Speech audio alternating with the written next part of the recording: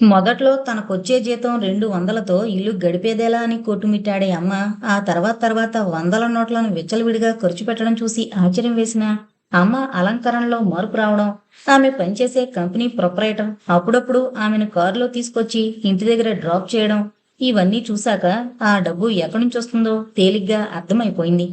కానీ కన్న తల్లిని ఈ విషయంలో ఏమనగలదు తను? అందుకని ఏమీ ఎరగనట్టే ఉండిపోయింది. నెల నెల లాయర్ గారి దగ్గర నుంచి వచ్చే మనీ ఆర్డర్ అందుకోవడం, అందులో తనకు కావలసినంత ఉంచుకుని మిగతాది అమ్మకిచ్చేయడం, అంతవరకే తెలుసు తనకు. ఇక తనకు బట్టలు తేవడం, నగలు చేయించడం, అవన్నీ బలవంతాన తన చేత ధరింపజేసి నా కూతురు అందాల బొమ్మ అని గొప్పలు చెప్పుకోవడం అమ్మ వంతు. అయితే ఎంత మంచి చీరలు కట్టుకున్నా, ఎంత ఖరీదైన నగలు ధరించినా తనకు నిజమైన ఆనందం కలగదని అమ్మకేం తెలుసు? తను నిజంగా కోరుకునేది తల్లి మమత, తండ్రి వాత్సల్యం అంతే. వాటిల్లో రెండవది ఎలాగూ లేదు. మొదటిదైనా లభిస్తే అంతకంటే గొప్ప అదృష్టం ఇంకేమీ అక్కర్లేదు. కానీ ఈ సంగతి మాత్రం అమ్మ ఎప్పటికీ గ్రహించదు. ఆమె దృష్టి ఎంతసేపు పైపై అందాల మీదే ఉంటుంది. కానీ అంతరంగపు ఆవేదనను అర్థం చేసుకునేందుకు ఆమె ఎప్పుడూ ప్రయత్నించదు.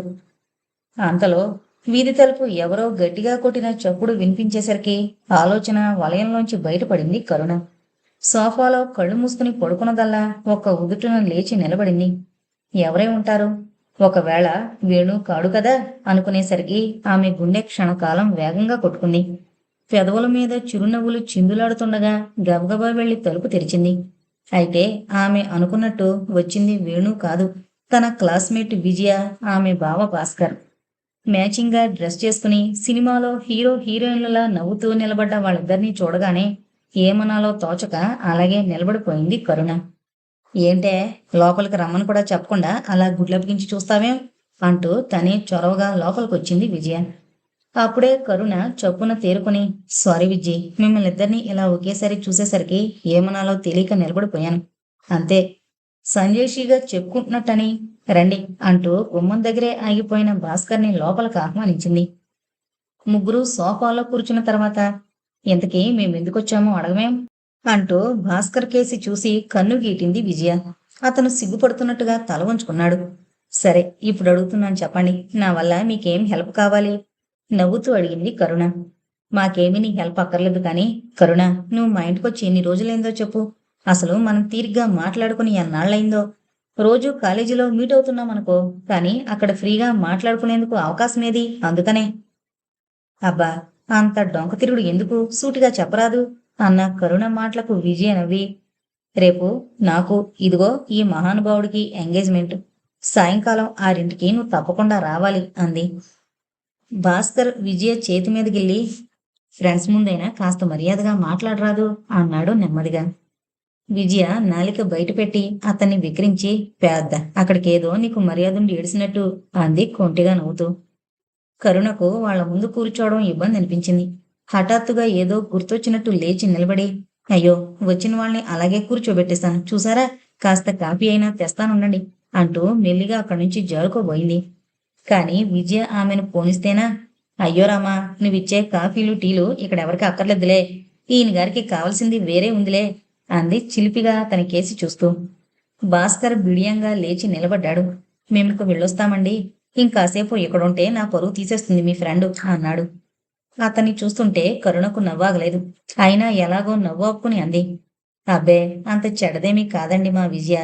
అయినా మా ఇంటికి మీరు రావడం ఇదే మొట్టమొదటిసారి కదా, ఏమి ఇవ్వకపోతే నాకు తృప్తిగా ఉండదు, కూర్చోండి అని అతన్ని కూర్చోబెట్టి, మిమ్మల్ని ఒక మాట అడిగితే ఏమీ అనుకోరు కదూ అంది మళ్ళీ.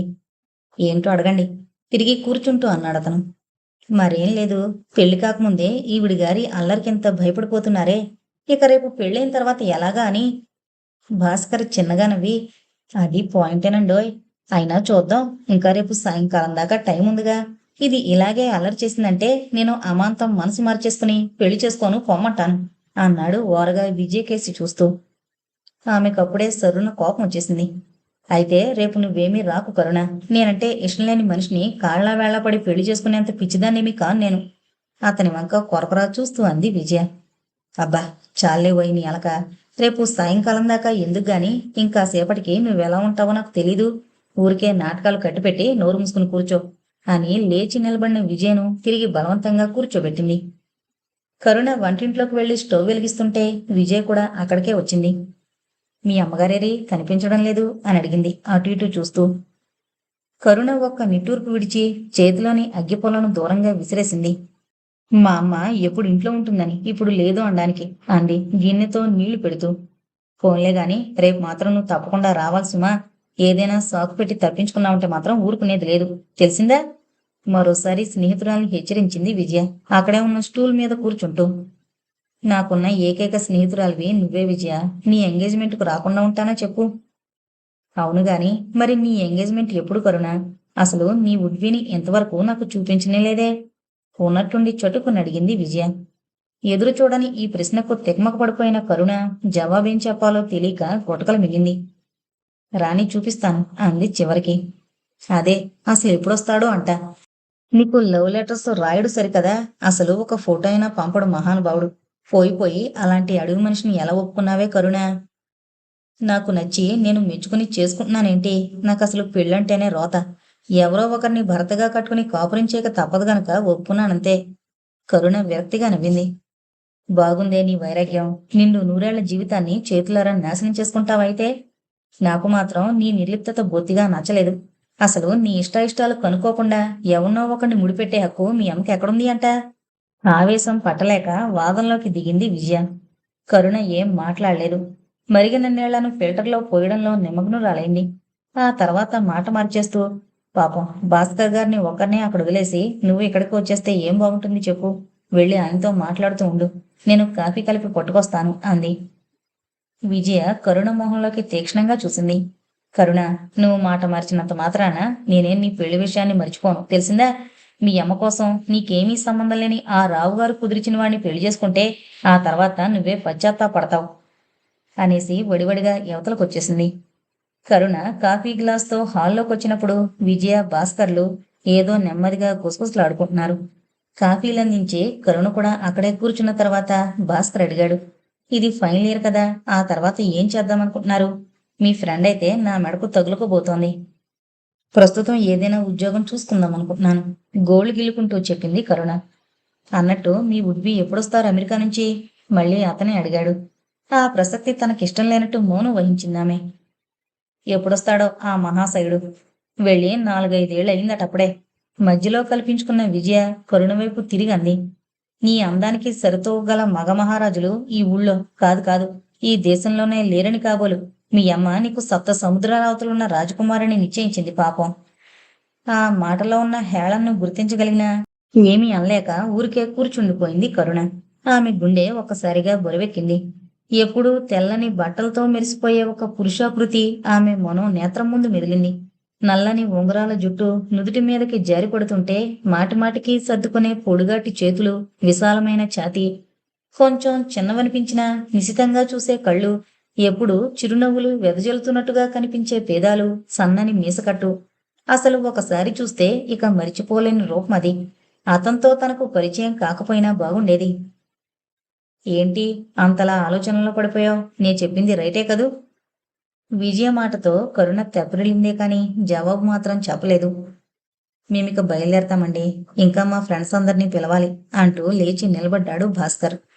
విజయ్ కూడా చటుక్కున లేచి, అవునే కరుణ, మాటల్లో పడి ఆ సంగతే మర్చిపోయాను. ఇక వెళతాం, రేపు తప్పకుండా రావాలి మరి అన్నట్టు శాంతి ఎంగేజ్మెంట్ కూడా రేపే అని అంతలోనే ఏదో గుర్తుకొచ్చినట్టు, ఈ సంగతి కాలేజీలో ఎవరికిప్పుడే చెప్పదలుచుకోలేదు, నువ్వు కూడా చెప్పకేం అంది బతిమలాడుతున్న ధోరణిలో. విజయ్ వెనకాలే భాస్కర్ కూడా బయటికి నడిచాడు. వాళ్ళిద్దరూ కనుమరుగైపోయేదాకా చూస్తూ నిలబడిపోయింది కరుణ. విజయ తనతో చాలా మాటలే మాట్లాడినా శాంతి ఎంగేజ్మెంట్ కూడా రేపే అన్న ఒక్క మాట మాత్రం కరుణ చెవుల్లో పదే పదే మరుమోగసాగింది. అంటే అంటే శాంతి ఎంగేజ్మెంట్ అతనితోనే అనేగా అర్థం? ఆ సంగతి తెలుసు కూడా ఎందుకు అతని ఆకర్షణలో పడింది తను? అతని గురించి ఆలోచించకూడదని మనసును అదుపులో పెట్టుకోవడానికి ఎంతగా ప్రయత్నించినా సాధ్యం కావడం లేదు. ఎందుచేత? అతను ఎక్కడైనా కనిపించినప్పుడు మెరిసే కళ్ళతో ఒక్క చూపు చూసి ఒక్క చిరునవ్వు విసిరినంత మాత్రాన తను ఎందుకంతగా పరవశమైపోతుంది? ఆ చిరునవ్వుల జల్లులో తడిసి పులకించిపోవాలని, ఆ బాహు బంధనంలో కరిగిపోవాలని ఎందుకంతగా పరితపించిపోతుంది? తన వాడు కాలేడని తెలిసి ఆశలు పెంచుకోవడం తందే తప్పు. వేణు, ఓ నా వేణు, నిన్నెలా మరిచిపోగలను అని పైకే అనుకుంటూ తలను రెండు చేతులతోనూ మెల్లగా బాదుకుంది కరుణ. తన గదిలో మంచం మీద పడుకున్నదల్లా ఆకాశంలో పెద్ద మెరుపు కళ్ళు జిగేలుమనేసరికి గబాలన లేచి కిటికీ తలుపులు మూసేసింది. వేణును మొట్టమొదటిసారి చూసినప్పుడే అతనికి మనసిచ్చేసింది. ఇప్పుడు అతను తనకేమీ కాడు అనుకునేసరికి బాధతో మనసంతా గిరగలాడిపోతుంది. మళ్ళీ అంతలోనే తన పిచ్చితనానికి నవ్వు వచ్చింది. అసలు జీవితంలో తను కోరుకుంది ఏం లభించిందని, ఇది లభించలేదని బాధపడ్డానికి. మామూలుగా అందరికీ లభించే తల్లిదండ్రుల ప్రేమానురాగాలే తనకు కరువైనప్పుడు ఇక ఈ ప్రేమ లభిస్తుందని మాత్రం తను ఎలా ఆశలు పెట్టుకోగలిగింది? తను ఒంటరిది, ఎప్పటికీ ఒంటరిదే. ఎవరూ తనకు తోడు రాలేరు, తన పట్ల ప్రేమ చూపలేరు.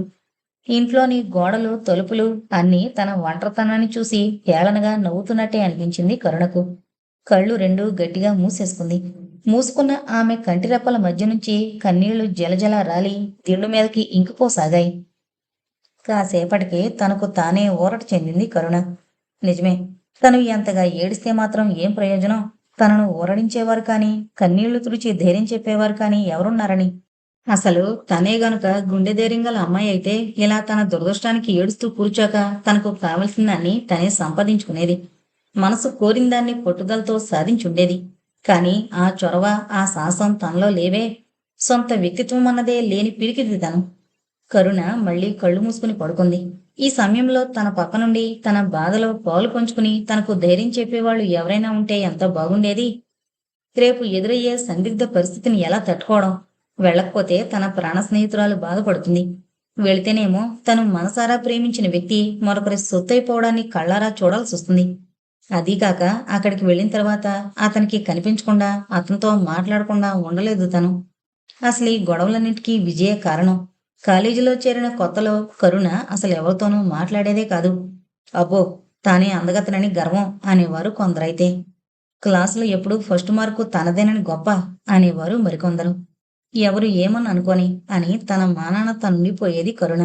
కాని ఆమె స్వభావమే అంతా అనే విషయాన్ని పసిగట్టింది విజయ ఒక్కరితే.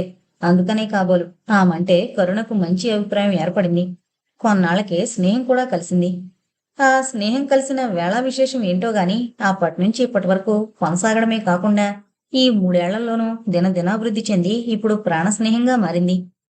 సన్నగా పొడుగ్గా ఉన్న నాజూకు శరీరం, సోగతేలిన విశాలమైన కళ్ళు, తీర్చిదిద్దినట్టున్న సన్నని కనుబొమ్మలు, కోలమొహం, రంగు పూసుకున్నట్టుగా గులాబీ రంగుతో మెరిసే నున్నని బుగ్గలు, నాజూకైన ముక్కు, ఎర్రని లేత పెదవులు, ముట్టుకుంటేనే కందిపోతుందేమో అనిపించే తెల్లని శరీర ఛాయ. కరుణ అందగత్తె అని చెప్పడానికి నిర్వచనాలు. ఆ అందానికి వన్నెలు దిద్దుతున్నట్టుండే ఒత్తైన నల్లని పొడుగాటి జుట్టు. ఈ నున్న ఆమెకు మాత్రం అలంకరణల మీద మోజు లేదు. జుట్టును మామూలుగా దూకుని కొంచెం వదులుగా జడవేసుకుంటుంది. మొహానికి కాస్త పౌడర్ రాసుకుని నుదుట ఎర్రని బొట్టు పెట్టుకుంటుంది. మెడలో ఒంటిపేట సన్నని గొలుసు, ఎడం చేతికి వాచి, కుడి చేతికి 2 బంగారు గాజులు. ఇంతే ఆమె అలంకరణ. ఖరీదైన సిల్కు చీరల కంటే సాదా వాయిల్ చీరలే ఆమెకెంతో ఇష్టం. ఆమె సింప్లిసిటీ, గంభీరమైన ఆమె నడక, హుందాతనం ఉట్టిపడే ఆమె ప్రవర్తన చూసి కొందరు భయపడితే మరికొందరు అసూయ పడతారు. అబ్బో, నోరు తెరిచి మాట్లాడితే ముత్యాలు రాలిపోతాయి కాబోలు. ఎంతైనా కాలేజ్ బ్యూటీ కదే, ఆ మాత్రం టిక్కుండదు. ఇలాంటి మాటలు చెవిన పడినప్పుడల్లా ఏడుపొచ్చినంత పని ఏది కరుణకు. అసలే ఇంట్లో మమతకు మోహం వాచున్న తనకు కాలేజీలోని వాతావరణం, అమ్మాయిల వేళాకోళం, విక్రింపులు, వాళ్ల ప్రవర్తన పిచ్చి పట్టించేలా ఉండేవి. అలాంటప్పుడంతా విజయ వచ్చి తనను ఆదుకునేది. చ, ఏంటేది? ఒళ్ళు పొగరెక్కి వాళ్ళేదో వాగితే నువ్వు ఏడుస్తూ కూర్చుంటావా? లేలే, ఇంకోసారి గనక ఎవరైనా ఏదైనా వాగితే నన్ను పిలువు, నేనొచ్చి వాళ్ళ పని పడతా. అయినా అమ్మాయి, మరీ నీ అంత మెతకతనం ఈ కాలానికి పనికిరాదే తల్లి అంటూ ధైర్యం చెప్పేది. అసలు విజయ మాట తీరే అంత గడుసుగాను, హాస్యంగాను మాట్లాడి ఎదుటి వాళ్లలో ఇట్టే ఉల్లాసం పుట్టించేస్తుంది. తమ ఇంటి వ్యవహారాలు, ఆంతరంగిక విషయాలు విజయ్కొక్కదానికే తెలుసు. చివరికి అమ్మ సంగతి కూడా. అయినా ఆ విషయం ఆధారం చేసుకుని తనను ఎప్పుడూ చులకం చేయలేదు. ఆమె స్నేహ బలం వల్లనే తను ఈ మాత్రమన్నా ఉండగలుగుతుందంటే అతిశయోక్తి కాదేమో. ఎందుకంటే ఈ మధ్యకాలంలో తన మీద ప్రేమ కురిపించిన అమ్మ కూడా ఈ మధ్య, అంటే తన బాసు చక్రవర్తితో చనువు పెరిగినప్పటి నుంచి మళ్లీ యథాప్రకారంగా మారిపోయింది. ఎప్పుడూ ఆడంబరంగా కనిపించాలని తాపత్రయపడ్డం, నిజమైన వయసు కనిపించకుండా అలంకరించుకోవడం, తన బాస్తో కలిసి షాపింగులకు, సినిమాలకు తిరగడం వీటితోనే సరిపోతుంది ఆవిడికి. ఇక కన్న కూతురి మంచి చెడ్డలను పట్టించుకునేందుకు పాపం ఆవిడకి ఎక్కడ తీరుకుంది? మొట్టమొదటిసారి ఆ చక్రవర్తి తమ ఇంటికొచ్చినప్పుడు అమ్మ తనను పిలిచి పరిచయం చేసింది.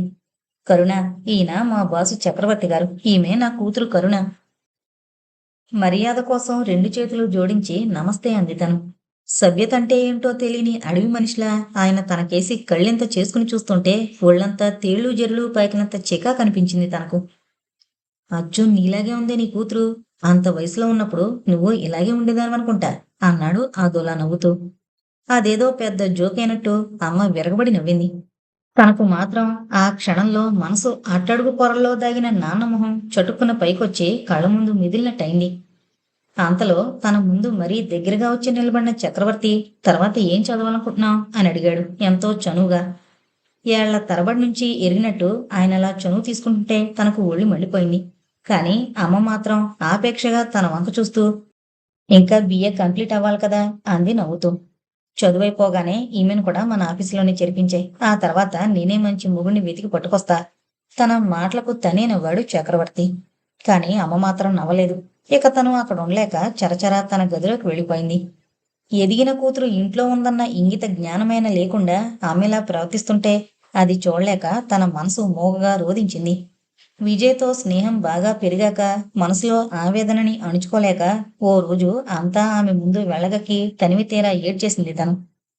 విజయ తన కథంతా విని భారంగా నిట్టూర్చింది.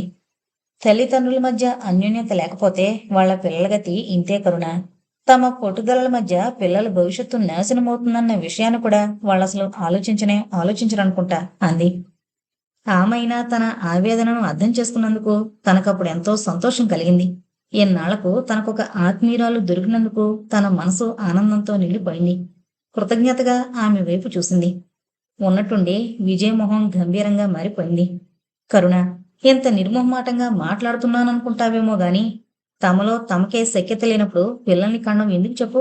ఒకవేళ కన్నా వెంటనే పీక పిసికి చంపేయాలి, లేదా ఏ అనాథాశ్రమానికో అప్పజెప్పాలి. అంతేకాని లోకం తెలియని పసిపిల్లలను నిర్లక్ష్యం చేసి వాళ్ల భవిష్యత్తును నాశనం చేసే తల్లిదండ్రులంటే నాకు పరమరోత అంది ఆవేశంగా. ఆ తర్వాత ఓ రోజు పనిగట్టుకుని అమ్మను చూడ్డానికి వచ్చింది విజయ. అమ్మ విజయ్తో బాగానే మాట్లాడింది. కాఫీ, టిఫిన్ ఇచ్చి మర్యాదలు కూడా బాగానే చేసింది. విజయ ఇంటికి వెళ్లే ముందు తన చెవిలో రహస్యంగా అంది, మీ అమ్మ ఉన్న తీరు చూస్తుంటే నిన్ను ఈ మాత్రం ప్రేమగా చూడడం కూడా గొప్పగానే అనిపిస్తోంది. ఎందుకంటే భర్త పోగానే మరో పెళ్లి చేసుకుని నిన్ను నీ మానాన వదిలి వెళ్ళిపోలేదుగా. భర్త అంటే గిట్టకపోయినా కన్న కూతుర్ని కాదనేంత నిర్దయురాలేమీ కాదు. ఆ రాత్రి పడుకున్నప్పుడు ఆమె మాటలే తన చెవుల్లో మొరమరోగాయి. విజయ వాళ్ళది చాలా పెద్ద కుటుంబం. 2 అన్నలు, 2 అక్కయ్యలు తర్వాత ఆఖరిది విజయ. మమతానురాగంతో చూసుకునే తల్లి, పిల్లల మీద వాత్సల్యపు వర్షాన్నే కురిపించే తండ్రి. పెద్దన్నయ్య విదేశాల్లోనే సెటిల్ అయిపోయాడు. అక్కయ్యలిద్దరూ పెళ్లిళ్ళై అత్తవారిళ్లకు వెళ్ళిపోయారు. ఇక మిగిలిందల్లా వేణు, విజయ ఇద్దరే. ఆ రోజు విజయ పుట్టినరోజు. పార్టీకి కరుణను కూడా పిలిచింది. ఆమె స్నేహితురాలి నోటి నుంచి వాళ్ళ కుటుంబం గురించి విని వాళ్ళందర్నీ ఓసారి చూడాలని ఓబులాట పడుతున్న కరుణకు అది మంచి అవకాశంగా తోచింది. కాని అంతలోనే ఏదో జంకు. ఒకవేళ తల్లి సంగతి తెలిసిన వాళ్ళెవరైనా అక్కడికొస్తే, అందరి ముందు తనను హేళన చేస్తే, ఇవన్నీ ఆలోచించి చివరికి విజయ్తో తను రానని చెప్పేసింది. కాని విజయ్ వింటేగా. ఎలాగోలా ఒప్పించే వరకు ఆమె వదిలిపెట్టలేదు. ఆ రోజు ఆదివారం కాబట్టి తల్లి ఇంట్లోనే ఉంది. సాయంకాలం తను విజయ బర్త్డే పార్టీకి వెళుతున్నానని చెప్పినప్పుడు ఆమె సంతోషించింది. అలాగే వెళ్ళిరా కరుణ, ఇక నుంచైనా నువ్వు నలుగురు కలిసే చోటకి వెళ్లడం అలవాటు చేసుకోవాలి. ఒక్కదానివి ఇలా ఇంట్లో కూర్చోవడం ఏం బాగాలేదు. అది మంచి పద్ధతి కూడా కాదు. ఏదైనా మంచి ప్రజెంటేషన్ తీసుకుని మరీ వెళ్ళు అంది. సాయంకాలం వెళ్లే ముందు తల్లి బలవంతం వల్ల చిన్న చిన్న పూలున్న నీలరంగు పొట్టుచీర కట్టుకుని, నీలిరాళ్ల నెక్లెసు, అలాంటి గాజులు, దుద్దులు, ఉంగరం పెట్టుకుని, కళ్లకు కాటుక, నుదుట నీలం బొట్టు దిద్దుకుని బయలుదేరింది కరుణ. అప్సరసలా మెరిసిపోతున్న కూతుర్ని కళ్ళారా చూసుకుని మురిసిపోయిన శకుంతల, జాగ్రత్త కరుణ, మరి పొద్దుపోయేదాకా ఉండకు. ఒకవేళ లేట్ అయితే ఎవరినైనా తోడు తీసుకున్నా, ఏం తెలిసిందా అంటూ హెచ్చరించింది. రోడ్డు మీదకొచ్చి ఆటో కోసం అటు ఇటు చూస్తూ నిలబడ్డ కరుణకు అందరి కళ్ళు తన మీదే ఉన్నట్టనిపించి ఎలాగో అయింది. అమ్మ చెబితే మాత్రం ఇంత గ్రాండ్‌గా డ్రెస్ చేసుకుని రావడం తనదే పొరపాటు అని మనసులో తనను తానే తిట్టుకుంది. ఆటోలో కూర్చున్న తర్వాత కూడా ఒక మూలగా బాగా వెనక్కి వాలి కూర్చుంది. విజయ్ అడ్రస్ కరెక్ట్‌గా ఇవ్వడం చేత ఇల్లు వెతుక్కోవడం కష్టమేమీ కాలేదు. ఆ ఇంటి ముందు అప్పటికే 4, 5 కార్లు ఆగున్నాయి. లోపల నుంచి కబుర్లు, నవ్వులు వినిపిస్తున్నాయి. ఆటో దిగి అతనికి డబ్బులిస్తుంటే చేతులు సన్నగా కంపించాయి. గేట్లోంచి లోపలికి వెళుతుంటే ఏంటో భయం, కంగారు. కాళ్ళల్లో వణుకు పుట్టింది. మొహం, అరచేతులు చెమటలు పట్టాయి. మెల్లిగా తడబడుతున్న అడుగులతో గుమ్మం దాకా వచ్చి ఆగిపోయింది కరుణ. లోపల నుంచి విజయ పాట, ఆ పాటకు వంత పాడుతున్నట్టు నటిస్తూ ఆమెను వేళాకోళం చేస్తున్న 4, 5 మగ గొంతులు, మధ్య మధ్యలో నవ్వులు అన్నీ కలిసి గోలగోలగా వినిపిస్తున్నాయి. అంతలో సిగరెట్ వెలిగించుకుంటూ బయటకొచ్చిన ఒక నడివయసు వ్యక్తి కరుణను చూసి ఎవరు కావాలమ్మా అని అడిగాడు. నాలిక ఎండిపోయి పేదాలు అదురుతుండగా విజయ విజయం ఉందాండి అని అడిగింది అతి కష్టం మీద. ఆయన లోపల వైపుకు తిరిగి విజ్జు, విజయ, నీకోసం ఎవరు వచ్చారమ్మా చూడు అన్నాడు. అయితే ఆ మాట లోపల గందరగోళంలో ఎవరికీ వినిపించలేదు. ప్లీజ్ మీరే లోపలికి వెళ్ళండి. ఆ గోలలో ఆటం బాంబు పేలినా ఎవరికీ వినిపించదు అని పక్కకు తొలగి దారిచ్చాడాయన. థ్యాంక్స్ అంటూ నెమ్మదిగా లోపలకు నడిచింది కరుణ. సరిగ్గా అప్పుడే చేతిలో కూల్ డ్రింక్స్ బాటిల్స్ పట్టుకుని అటు వచ్చిన యువకుడు కరుణను ఢీ కొట్టేశాడు. చేతిలో బాటిల్స్ కింద కార్పెట్ మీద పడిపోయాయి. ఓ సారీ అంటూ ఒక్కడుగు వెనక్కి జరిగిన అతను కరుణని తేరిపారా చూశాడు. ఆమె ఎవరో తెలీదు. వెనక్కి తిరిగి మిత్రులతో ఏదో జోక్ చేస్తూ నవ్వుకుంటూ వస్తున్న అతను ఆమె రావడం చూడలేదు. ఒక అపరిచితురాల్ని అలా ఢీకొట్టినందుకు తనను తానే తిట్టుకుంటూ పక్కకు జరిగాడు. సిగ్గుతో అతని మొహం కందిపోయింది. కరుణ సంగతి సరే సరే. అసలే అనుమానిస్తూ అడుగులు వేస్తున్న ఆమె ఈ హఠాత్ సంఘటనతో పూర్తిగా బెంబేలెత్తిపోయింది. బెదిరిన లేడిపిల్లలా అతని వైపు చూసింది. అప్పటికి కాస్త తేరుకోగలిగిన అతను పెద్దగా నవ్వేసి, మరీ అంతలా భయపడిపోయారేమిటి? లోపలున్న వాళ్ళంతా మనుషులే, నేను అక్కడ్నుంచే వస్తున్నాను అన్నాడు. కరుణ పొక్కున నవ్వేసింది. కళ్ళెత్తి అతని వంక సూటిగా చూడలేక తలదించుకుంది. అందాల బొమ్మలా ఉన్న ఆమెను చూస్తూ అలాగే నిలబడిపోయాడతను. కరుణ చప్పున తేరుకుని ఎవరైనా తమను గమనిస్తున్నారేమోనని అటు ఇటు చూసింది. ఎవరూ చూడ్డం లేదు. హమ్మయ్య అనుకుని మరికాస్త ముందుకు నడిచింది. అప్పుడు చూసింది విజయ ఆమెను. Hi Karuna, my sweet heart, నువ్వు నిజంగా వచ్చేసావా అంటూ వచ్చి అమాంతం ఆమెను వాటేసుకుంది. అబ్బా, ఎంతసేపు వెయిట్ చేసి చేసి విసిగిపోయింది తెలుసా? ఇక రావనుకుని కేక్ కట్ చేసేసా. అవునుగాని ఇంత లేట్ చేసావేమిటే అని కరుణను గుక్క తిప్పుకోనివ్వకుండా అంతా తనే మాట్లాడేసింది. కరుణ మెల్లగా ఆమె చేతులు విడిపించుకుని many many happy returns of the day అంటూ తను తెచ్చిన ప్రజెంటేషన్ ప్యాకెట్ను ఆమె చేతిలో పెట్టింది. అది అందుకున్న విజయ దూరంగా నిలబడిన అతన్ని కేకేసింది. ఒరే అన్నయ్య, ఇట్రారా, మా ఫ్రెండ్ కరుణ అని చెప్పానే, ఇదిగో ఈమె అంటూ పరిచయం చేసింది. తన అందాన్నంతా అతను కళ్ళతోనే తాగేస్తుంటే కళ్ళెత్తి అతని వంక చూడలేక తల వంచుకుని నమస్తే అంది. మొహమంతా ఆనందంతో వెలిగిపోతుండగా గ్లాడ్ టు మీట్ యూ అన్నాడతను. అంతలో విజయ కరుణ చేయి పట్టుకుని లాగుతూ మా గ్యాంగ్ నంతటినీ పరిచయం చేస్తాన్రా అంటూ మరో గదిలోకి లాక్కెళ్ళింది. ఆ గది నిండా ఆడ మగ కలిసి ఓ 25-30 మంది దాకా ఉన్నారు. అంతమందిని ఒక్కసారిగా చూడగానే కరుణ కాళ్ళు అప్రయత్నంగా ఆగిపోయాయి. బెదురు చూపులు చూస్తూ విజయ్ చేయి పట్టుకుని గట్టిగా నొక్కింది. కానీ విజయ్ మాత్రం అవన్నీ గమనించే స్థితిలో లేదు. ఇదిగో ఈమె మా పెద్దక్కయ్య కమల, ఆమె రెండో అక్కయ్య విమల. ఆ కిటికీ దగ్గర నిలబడ్డాడే కర్లీ హెయిర్, అతను మా పెద్దన్నయ్య. ఇందాక పరిచయం చేశానే, అతను మా చిన్నన్నయ్య వేణు. ఇకపోతే ఈవిడ మా మేనత్త. వీళ్ళిద్దరూ ఆవిడ కొడుకులు భాస్కర్, భానుప్రకాష్. ఈమె మా వదిన వసుంధర. ఇలా వరుసబెట్టి అందర్నీ పేరు పేరున పరిచయం చేసేసింది. ఏదో లిస్టు చదివేసినట్టు ఇలాగేనా ఇంట్రడ్యూస్ చేయడం అని భాస్కర్ కరుణ వైపు తిరిగి, మా విజయ తీరే అంతండి, దేనికైనా ఓ పద్ధతి పోడు ఉంటుందన్న ఆలోచనే ఉండదు అన్నాడు. ఏ మిస్టర్, ఒక అగ్నిపర్వతంతో తలపడుతున్నామన్న సంగతి గుర్తుందా లేదా అంటూ విజయ్ విరుచుకుపడింది అతని మీద.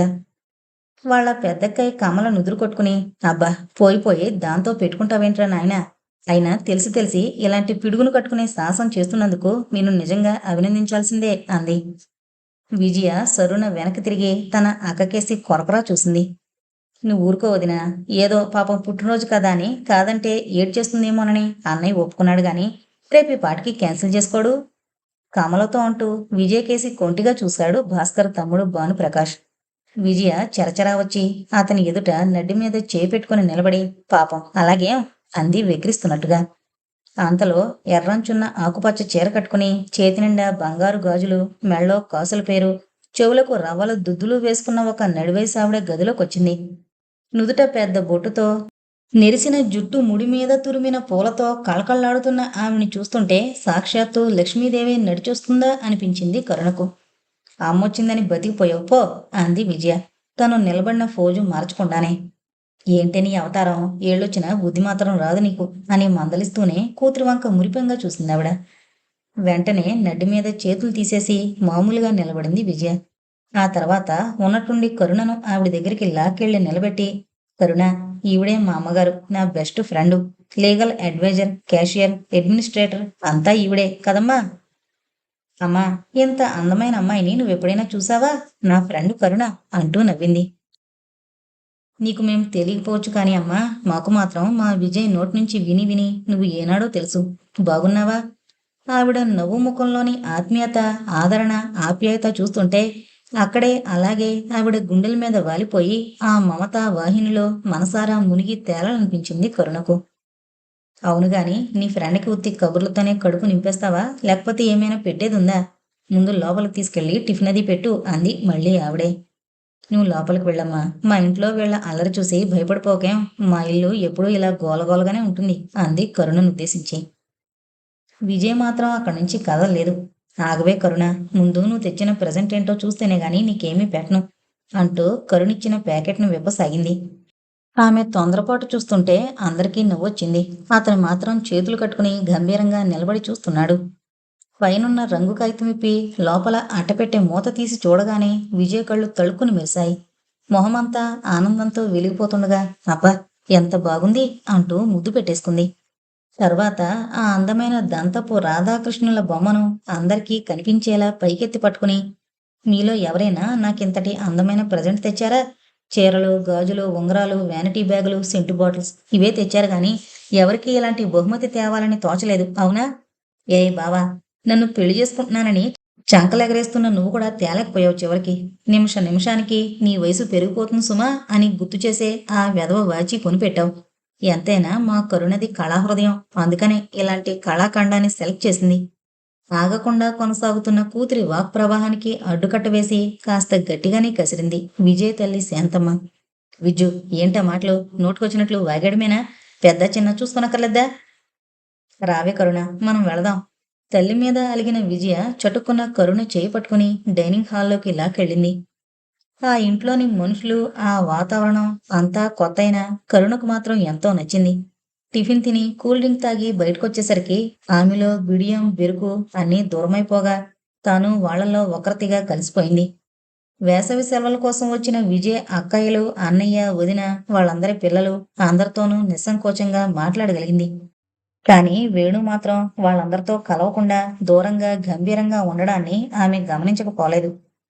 కరుణ ఇంటికి బయలుదేరేసరికి రాత్రి 8 అయింది. భాస్కర్ ఆమెను ఇంటి దగ్గర దింపుతానన్నాడు.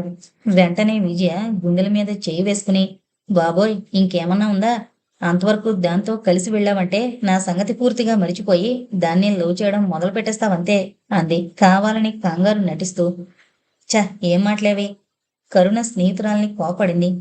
అప్పటికి ముగ్గురు బయటికి రావడంతో భాస్కర్ తన కారు దగ్గరికి నడిచి కరుణ కోసం తలుపు తెరిచి పట్టుకున్నాడు. ఏవండోయ్ బావగారు, నేను చెప్పిన మాట గుర్తుందా? కరుణను మర్యాదగా తీసుకెళ్లి దింపి వెంటనే తిరిగొచ్చేయాలి అని హెచ్చరించింది విజయ. భాస్కర్ చెయ్యి బయటికి పెట్టి విజయ బుగ్గగిల్లి, కొంటిపిల్ల, నిన్ను కట్టుకుంటానని మాటిచ్చాక ఇంకో ఆడపిల్లను కన్నెత్తి చూసేపాటి సాహసం చేయగలనా అన్నాడు. అక్కడ కాస్త కనుచీకటిగానే ఉన్న కరుణకు మాత్రం వాళ్ళ మాటలు, చేష్టలు చూసి ఎలాగో అనిపించింది. సిగ్గుతో బుగ్గలు ఎరిపెక్కాయి. గుడ్ నైట్ కరుణ, రేపు కాలేజీలో తీరిగ్గా మాట్లాడుకుందాం. మా బావ గురించి నీతో చాలా చెప్పాలి అంటూ చెయ్యి పిండి విజయ. వెనక సీట్లో కూర్చున్న కరుణ కూడా చెయ్యి బయటపెట్టి గుడ్ నైట్ అంది. కారు ముందుకు దూసుకుపోయింది. అయితే అది బయలుదేరేదాకా వాళ్ళనే చూస్తున్న 2 కళ్ళను కరుణ చూడలేదు. ఆమె మనసు మరో విధంగా ఆలోచిస్తోంది. భాస్కర్ ఎంత మంచివాడు, అతనిలాంటి అన్నయ్య తనకుంటే. ఆమె ఆలోచనలింకా కొనసాగుతూనే ఇల్లొచ్చేసింది. కూతురు కోసం ఆదుర్దాగా ఎదురు చూస్తూ శకుంతల గేటు దగ్గరే నిలబడింది. కరుణను దింపేసి వెళ్లిపోయిన కారు వంక చూస్తూ, ఎవరే నిన్ను దింపి వెళ్ళింది అని అడిగింది. మా విజయ భావం అతను చెప్పులు వదులుతూ జవాబు చెప్పింది కరుణ. అతనితో ఒంటరిగా వచ్చావా? ఈసారి ఆమె చూపులు కూతుర్ని నిశితంగా పరిశీలిస్తున్నాయి. ఒంటరిగా రాక నాకెవరున్నారని తనకే తెలియకుండా చటుక్కుననేసింది కరుణ. ఆ మొహంలో వెల్లివిరుస్తున్న ఆనందం, ఆ కళ్ళలో కనిపిస్తున్న నూతన కాంతి, పెదవుల మధ్య తొంగి చూస్తున్న చిరునవ్వు, అన్నింటినీ మించి తనకే ఎదురు జవాబు చెప్పగల ధైర్యం, ఇవన్నీ చూసి శకుంతలకి ఒకటే ఆశ్చర్యంగా ఉన్నా ఆ ఆశ్చర్యాన్ని అణుచుకుంటూ కూతురు వైపు తీక్షణంగా చూసింది. అబ్బో, ఇవాళేంటో చాలా జోరు మీదున్నారే అమ్మాయి గారు అంది వ్యంగ్యంగా. అదేం కాదమ్మా, వాళ్ళందర్నీ చూసి పాటలేనంత ఆనందంగానూ చెప్పలేనంత తేలిగ్గానూ ఉంది అంతే అనేసి గదిలోకెళ్ళి గబాలన తలుపేసుకుంది కరుణ. ఏం చెయ్యాలో తోచక నిశ్చేష్టురాలై చూస్తూ ఉండిపోయింది శకుంతల. ఆ రోజు రాత్రి పడుకున్నప్పుడు కూడా తల్లి కూతుళ్ళు ఎక్కువగా మాట్లాడుకోలేదు.